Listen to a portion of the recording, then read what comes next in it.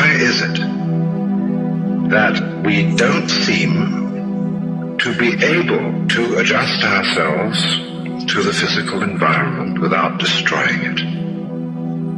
Why is it that in a way this culture represents in a unique fashion the law of diminishing returns, that our success is a failure, that we are building up, in other words, an enormous technological civilization which seems to promise the fulfillment of every wish almost at the touch of a button. And yet, as in so many fairy tales, when the wishes finally materialize, they're like fairy gold. They're not really material at all. In other words, so many of our products, our cars, our homes, our clothing, our food, it looks as if it were really the instant creation of pure thought.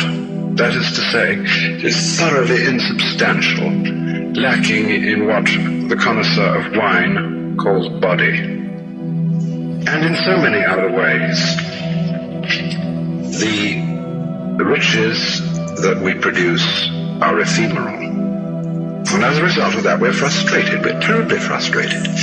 We feel that the only thing is to go on getting more and more.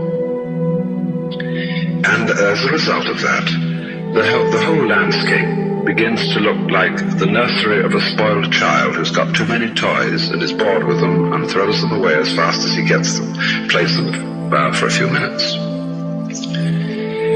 Also, we're dedicated to a tremendous war on the basic material dimensions of time and space. We want to obliterate their limitations. We want to get everything done as fast as possible. We want to convert the rhythms and the skills of work into cash, which indeed you can buy something with, but you can't eat it. And then rush home to get away from work and begin the real business of life, to enjoy ourselves. You know, for the vast majority of American families, what seems to be the real point of life, what you rush home to get to, is to watch an electronic reproduction of life. You can't touch it. It doesn't smell, and it has no taste.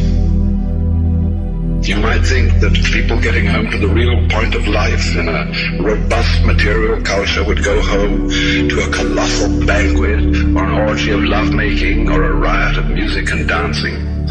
But nothing of the kind.